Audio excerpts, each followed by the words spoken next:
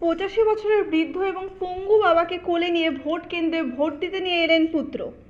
এমনই বিরল দৃশ্যের সাক্ষী থাকলো টিটাগড় পুরসভার 14 নম্বর ওয়ার্ডের খড়দহ মক্তব স্কুলে। বৃদ্ধের নাম আব্দুল গাফফার। তার বাড়ি ওই ওয়ার্ডেরই সর্দার বল্লভভাই প্যাটেল রোডে। যদিও নিজের ভোট নিজে দিতে পেরে বেজায় খুশি বৃদ্ধ গফফার।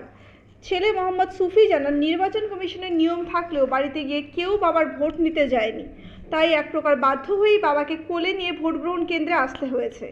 এই ঘটনায় নির্বাচন কমিশনের ভূমিকা নিয়েও উঠেছে প্রশ্ন।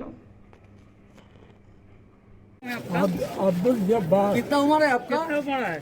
यही करीब 70 होगा। 85 है। 85। वोट दिए आप? वोट दिया है? हाँ, वोट हो गया। তা আপনার বাড়িতে এসে নির্বাচন কমিশন থেকে ভোট করায়নি? ना, আপনি কার জানিয়েছিলেন নির্বাচন কমিশনকে? আমি নিজে এসেছি।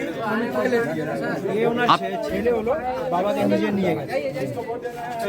আপনার ছেলে